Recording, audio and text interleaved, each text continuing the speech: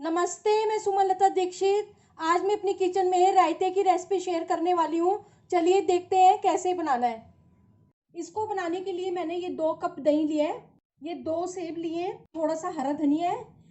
सेब को छिलके के साथ भी काट सकते हैं और छिलका उतार के भी काट सकते हैं छोटे छोटे टुकड़ों में। और ये हरा धनिया है, इसको भी बारीक चॉप कर लेंगे।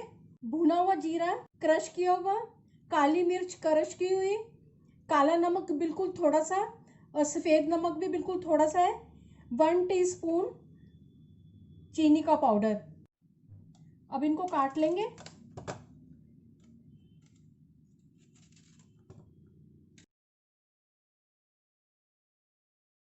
सेब को काट लिया है, दही को अच्छी तरह से फेंट लेंगे।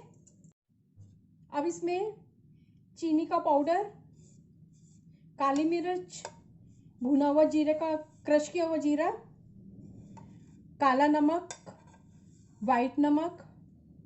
अब इनको अच्छी तरह से मिक्स करेंगे। और अब इसमें सेब डाल देंगे कटा हुआ।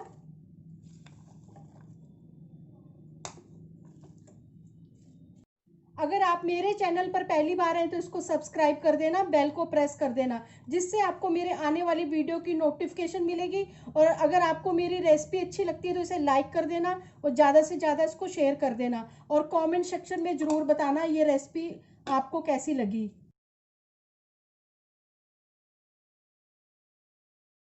अच्छी तरह से मिक्स कर लेंगे।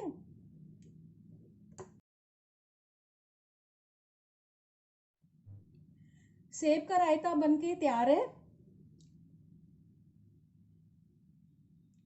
थोड़ा सा गार्निश कर देंगे कश्मीरी लाल मिर्च से, थोड़ा सा हरा धनिया डाल देंगे। सेब का रायता खाने में बहुत ज़्यादा यम्मी लगता है। इसमें नमक अपने टेस्ट के हिसाब से डालें और इसको डेजर्ट की तरह भी खाया जा सकता है और थाली में भी सर्व किया जा सकता है और व्रत में भी खा सकते हैं इसको। अगर व्रत में खा रहे हैं तो इसमें व्रत वाला नमक डालें और जीरा और काली मिर्च नहीं खाते हैं तो उसको ना डालें। चलिए मिलते हैं अब एक अच्छी सी नई रेसिपी के साथ। बाय।